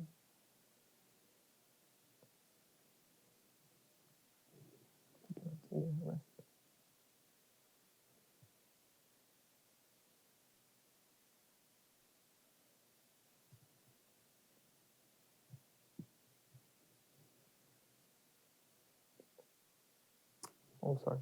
This is not the solution, this is just the system. Okay, so now I recreate the system, and now I'm going to solve the system.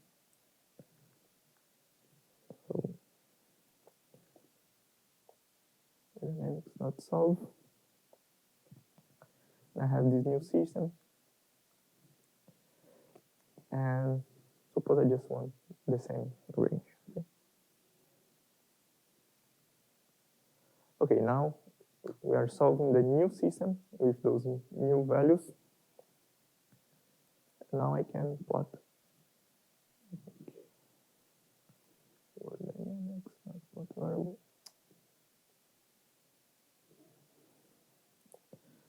Okay, the plot needs a solution. We use the solution that we just did. Need a variable that I defined before. This is the range only for the chart. So suppose that I put 2000 here. And the variables,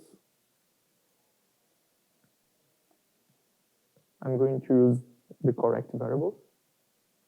Variable underscore 7 in this case. And that's it.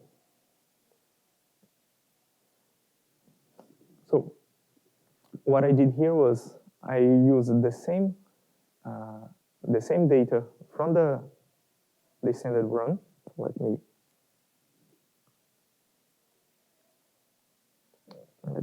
run this.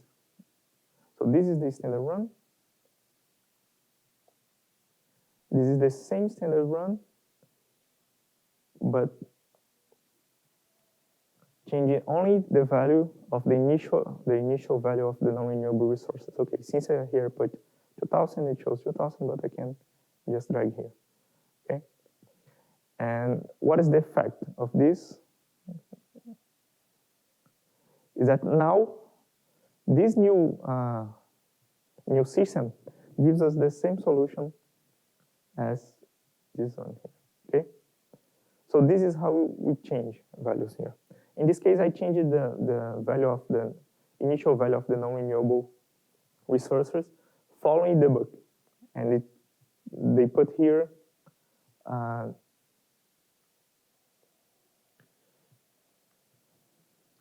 2 trillion basically. But suppose I want, I don't know, 5 billion. So I can just do the same thing,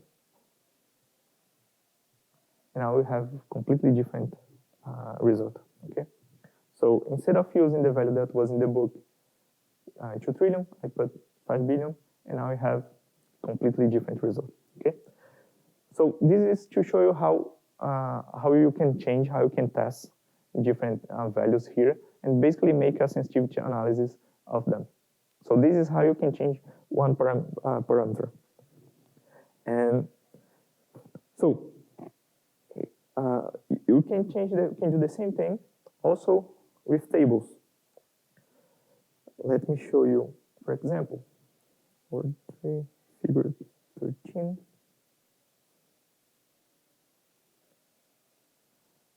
Okay, so in this case, this is this figure here. Where is my cursor? Okay. Okay, so this is figure 7.13. Okay, this is when they change to interpolate tables from the agriculture subsector. So let's see if we can get the same solution starting from the standard run.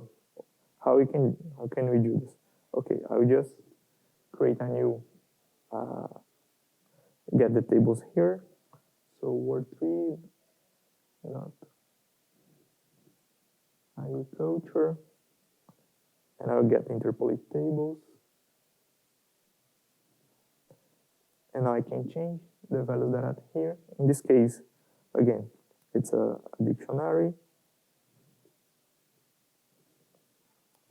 I know from the book that these are the values. Okay, I'll just in this case,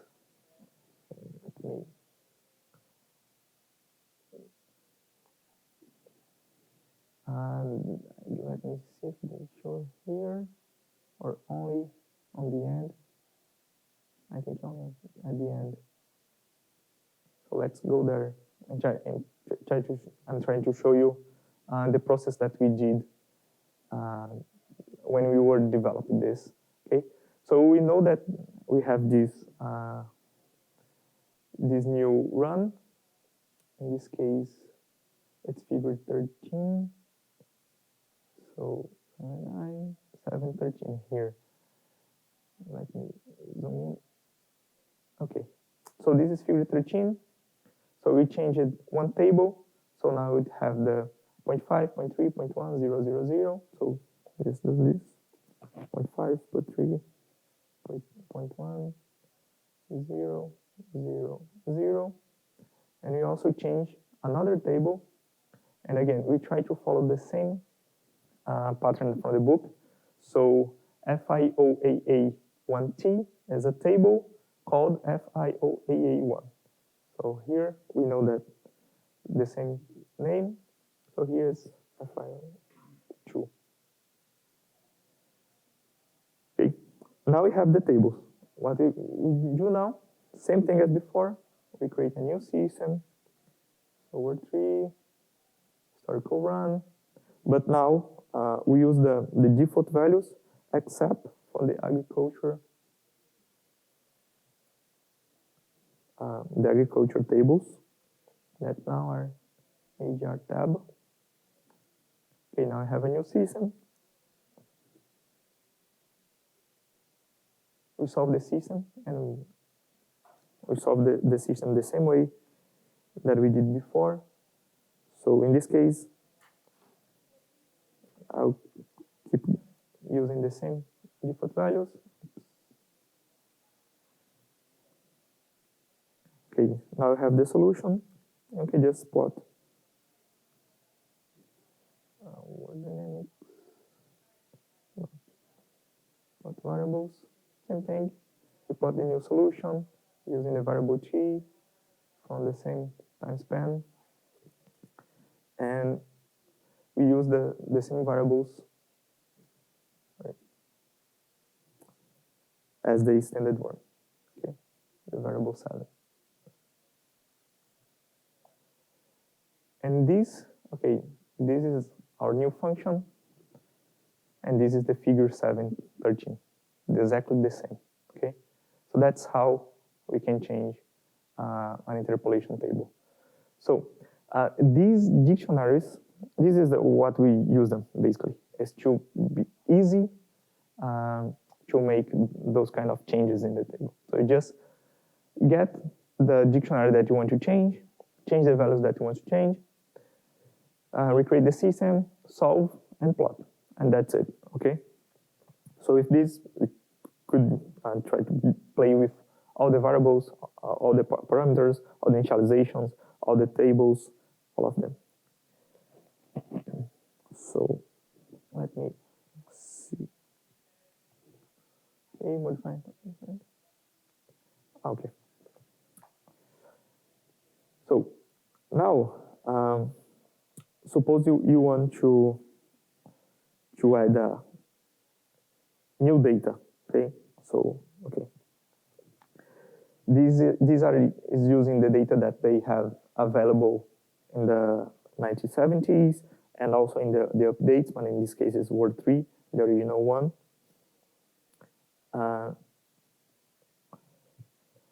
So this is also here. Okay. Yes. Cannot see it. Okay. Okay, so now suppose that we know I will get this.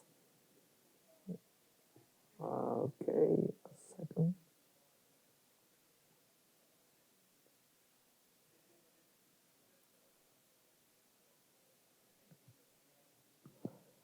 Now I know that this is the updated population table, okay? So for in some way, I got this data. I know that the population was updated. This was the historical data. And now I have it. So how can I change it? We can do the same thing. So I get the tables, in this case. Suppose I want to change this for the pollution, which is on the tutorial, for sure. So I have the word 3 dot pollution dot get tables. Now I change the tables for the population. That's it. Again, I will recreate the system, but in this case, I'm recreating only the pollution sector. Then I'll get the historical run of the pollution sector because, again, in the pollution chapter, they are not simulating the population. They are getting the population externally as an interpolation table. So in this case, we are just replacing the table they had with this one. So just to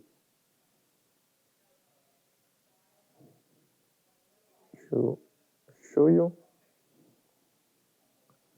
this is the original population table on Word 3, not on the pollution sector table. Here. So they had this data, there was only 3, 6, 9, 11. Now we have those huge amount of data. Okay, let's use them. So we create,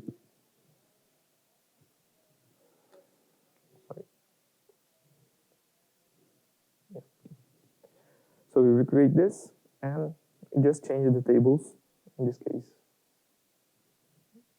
Okay. We create the tables and pass the new ones.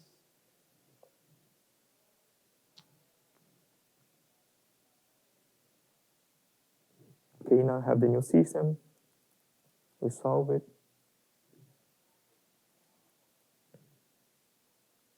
Excellent.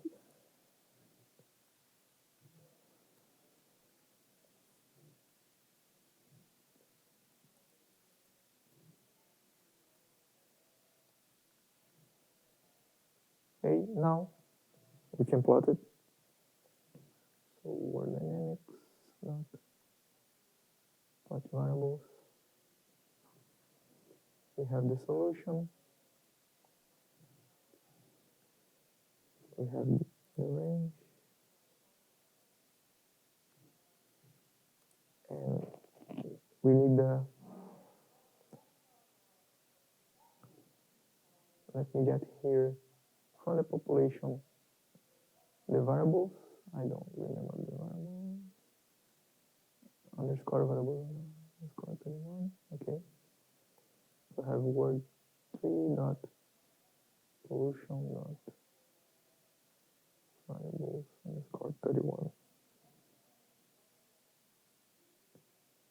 Okay, now we have the figure with the new population. Okay. So just for the sake of comparison, let me show the original one with the figure. No cycle one.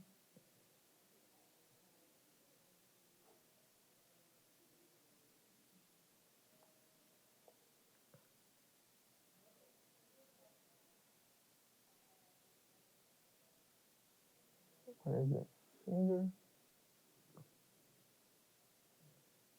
Okay, here, figure 32. Yes, 32. So, let me go here. Word 3. Pollution, not figure 32.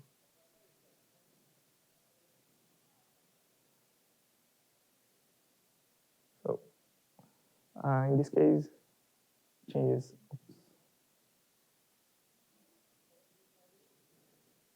You can see that there is a change because we changed the values of population, so there is an actual change here. So more or less, if we use updated data, the figure 32 should look like this, not this one, okay? So this is how you can add updated data if you don't have, okay, you don't have the equations, but you have the data. So what you can do is consider the data as an interpolation table and update the table that you have in the model, okay? Okay, and now going to the equations. And now, okay, the equations is this one here. Okay, equations are a bit more problematic because to add equations, I already show you. I'll not do it step by step because it will take some time. But I showed you when I was talking about the updates, for example, the update for word 1b.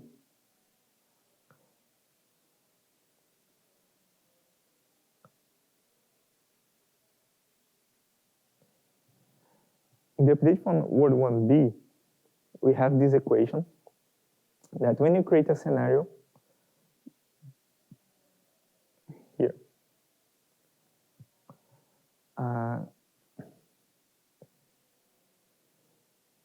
we have to, no, not this one, sorry. Okay, we have this equation. So we have these new equations from the old equations from the systems. We have to connect them and then compose a new system. So that's a bit more problematic because now we need a new subsystem. In this case, we call word 1b. Let me show word 1a because word 1b also uses one word a. So in the case of word 1a, we have to create a new subsystem. In this case, we call word 1a. And use this equation here and return this new equation as an OD system. And now when we create the scenario, we have to connect the equations that should be connected. In this case is the MSL, because we are changing it.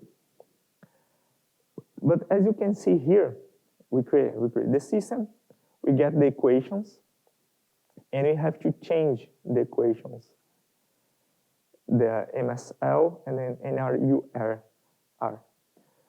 How do you know that these equations are 9 and 13? So this is one of the worst problems that we have right now is to edit an equation, we need to know the index of the equation in the equations vector. And to know this, we have to plot. So for example, in this case, let me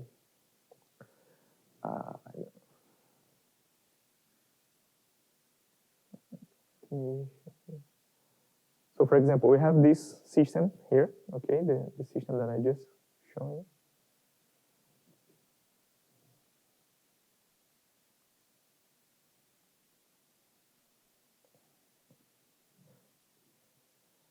So these are the equations here. So if we want to change one of these equations, we need to know the index. This is the only one way we can do it right now is by doing this, because you cannot automatically yet tie one equation with the corresponding value. So for example, suppose that I want to change this pop here. I need to know that this is the index number 5. Okay, so this is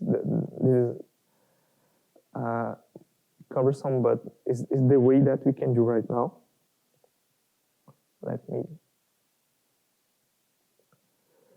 So here we print the equations, the new equations, and that's also another thing. We have to see the equations from the new system, not the old one, because when we connect this, when we compose, we have a new system of equations. So the indexes might have changed before. So the old indexes are not the same. So then, only then, after creating a new system, we get equations, we select the index that we want to change, and then change according to what it says, in this case, in the book, okay? So this is how we can change an equation in the system. And the other one, okay. Let me, here, yes. And on the documentation, we have also a tutorial to implement a new model. I will show you here more or less how to do this step by step. So okay, we are basing this on there is a book from Jim Duggan.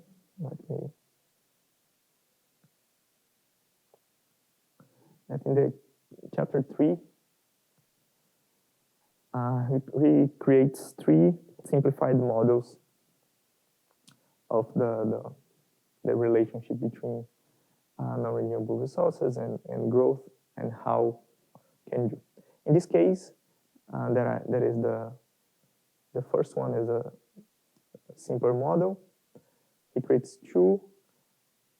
This is called the S-shaped growth, and this is the model for economic growth. Okay. And the third one is the modeling constraints and non-renewable stock. Okay. So following this, what we need to do first, okay, he shows here the diagram of this system dynamics of his model. There is only resource and capital. So you see no population, no agriculture, no quality of life, no food, very simplified. And he says here the positive feedback loop. For example, if capital goes up, then the desired investment goes up, desired investment goes up, investment goes up. If the investment goes up, the capital goes up, okay, and things like that. The capital goes up, the depreciation goes up, depreciation going up, we make the capital going down, and he describes all of these in detail here. And then he put the equations, okay?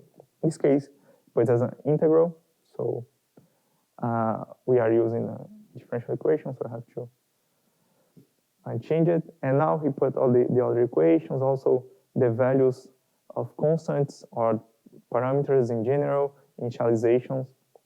So he describes everything here. And here are the other equations, the other values. Let me go to, okay. So what we need to do first is to identify, let me show you, how we can relate this with our WorldDynamics model. First, we have these parameters. So everything that is a constant value there will become a parameter here, okay? So in this case, let me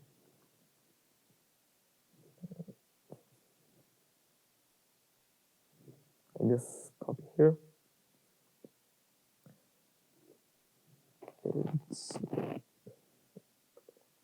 in this case, we create a dictionary.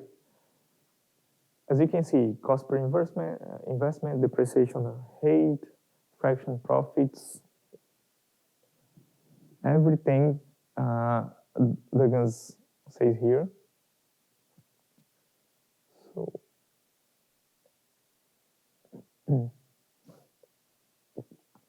depreciation rate, desired growth fraction, and here the interpolation table. So we get all those values, but all of these, we identify the ones that are parameters, then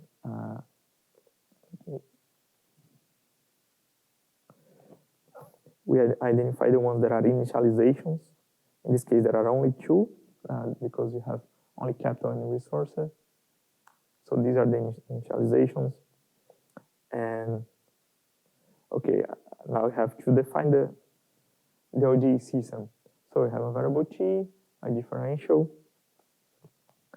and now in our case, we prefer to use functions. So this seems to be more, to be easier for us to organize the things. So we put all the equations, okay? So we have all the equations here, following Duggins' chapter. So here, basically the derivative of the capital is the investment, subtract depreciation, as you can see here. So in this case is an integral, okay? So we follow all of these equations, and then we have this system, this ODESytem here. Everything that is a parameter, we can use here as a param, and everything, all the variables here, the derivatives need initial values. So then we return the ODESytem, and now we have this non-renewable stock here, okay? And also we need two things more, which are the interpolation table that I just mentioned, and the range of the interpolation table, initial value and final value. And now, now you can create it. Okay, so, okay. We will create, basically, I'll put this inside a function because it's named run.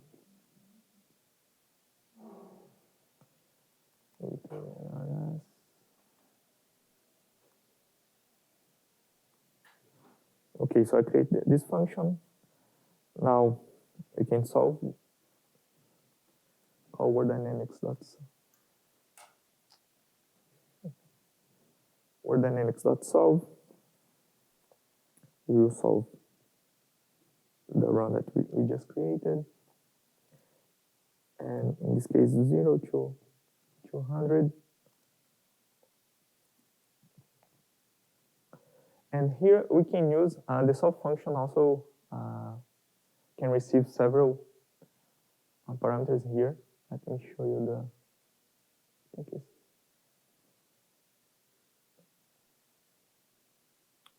so the solve functions. These are solve functions. So every parameter, keyword parameter that the solver can use, in this case the modeling toolkit solve can use, we can also use. So in this case, the solver we define as auto-learn, and also pass all the other keyword arguments. So when we, in this case, if we want to use a different solver, yes.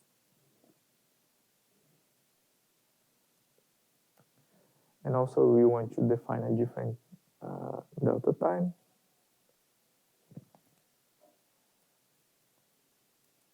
And also a max delta time. So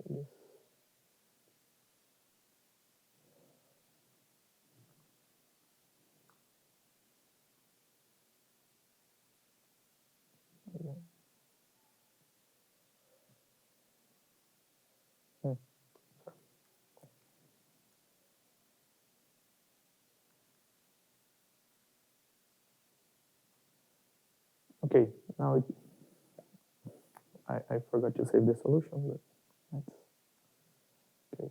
Now I have a solution here. Okay, now we have the solution of the system. We need the variables, okay? So now to plot, we need the solution, the time range, and the variables. So since we have several variables, I will follow the same pattern that we follow here. So what we do in the package when you want to, what is the question? Okay. When we want to plot several variables is we create a function with the variables, with the ranges, and return it, okay? So we do the same thing here. So I create a function, I don't know, called vars. And in this case, we need to use the NRS. So we have to access it here because the variables depends on are from the NRS. So the variables is a vector. And for each variable that I want to see, I will access it using the NRS. And in this case, I want to see the capital, for example, on this from 0 to 30. And I'll use the name as capital. So this is the first variable.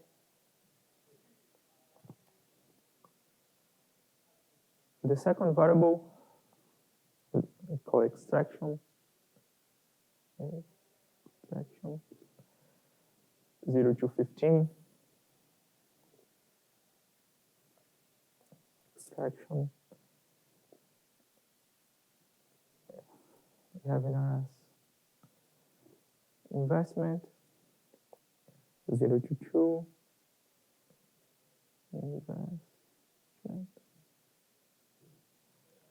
We have 5 variables here. The fourth one is the depreciation, again 0 to 2. And the final one are the resources.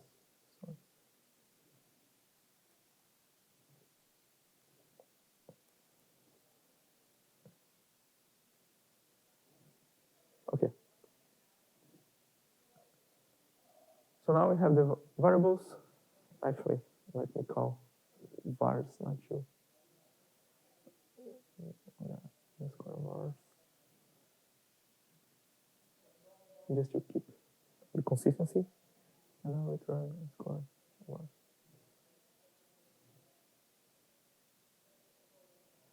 Okay, so now we can access all the variables and to plot again. WorldDynamics.plot variables. Now we can pass the solution. The solution. Actually, the solution. The time range. The variables.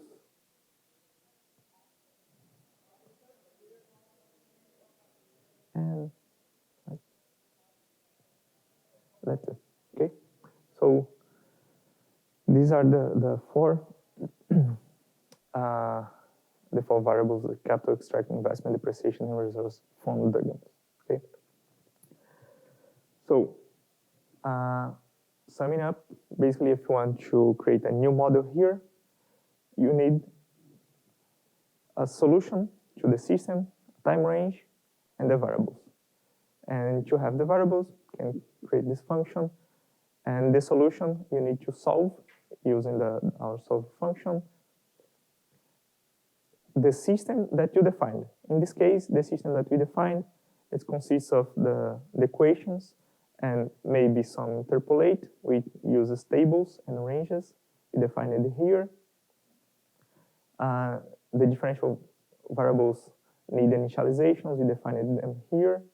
And also the parameters need also some values, constant values, or that can be changed later. We define it here, okay? So if you want to create your own model, that's how you can approach it. Okay? And let me,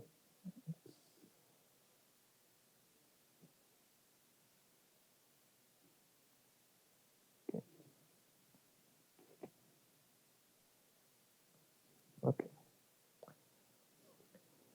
Okay, so these I showed you how to modify parameters, how to modify tables. If you want to update the model with modern data, you can just consider as interpolation tables and put them. Or adding and modifying equations is a little bit tricky because you need to know the index of the equation in the vector, and also how to create a new model with one, okay? And so next steps on the WorldDynamics.jl package. We have new contributors, so I mentioned in the beginning 5 of them. Now we have also 3 more. And the other developments that we are doing, which includes the for all, which is the new model in the family of the WorldDynamics family. So it was published last year. We already have them. I showed you before, but I can show you again, which is here. Yeah. So here on the WorldDynamics project, we have the for all. It's not published as a package yet. So for example, there is no release no package here, but it's already working. So if you want to try, if you want to play a bit, you can clone the repo and run the solutions, see the figures. You can see here, okay, they correspond as the book already. So it is working, just need to finish it some things before publishing. And also, another thing is this Vensim to MTK is a parser from Vensim. So as I mentioned, these newer models, the update on Mod 3 and also the R for all, we have versions in Vensim. It's like the default version of this is on Vensim.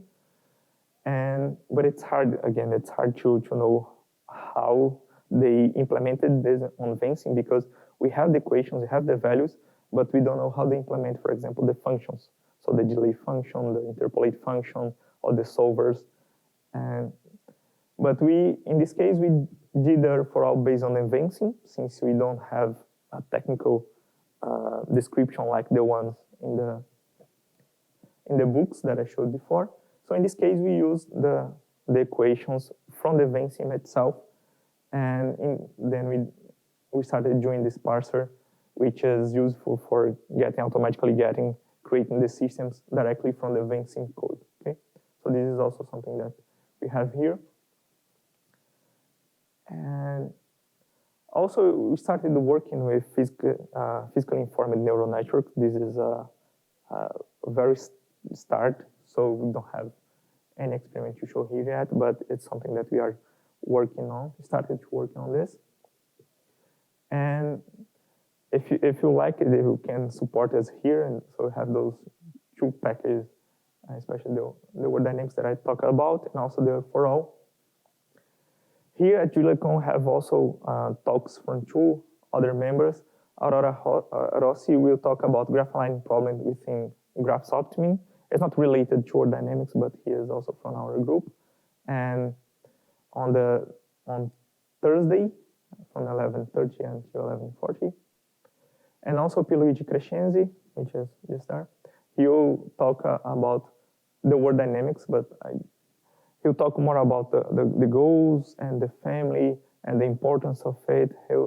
Here, I focus more on the code, on how we implemented it, and showing what you can do with the code. And he will talk more about the WorldDynamics in general, okay? And this will be on Friday at 2 p.m. And that's it. Thank you very much for being here. And if you have any questions, any criticism, suggestion, or if you want to create, if you solve something, run something, any problem, please create an issue on the WorldDynamics GitHub. This really helps us a lot. So the questions that other people made here already, we took notes and we checked them.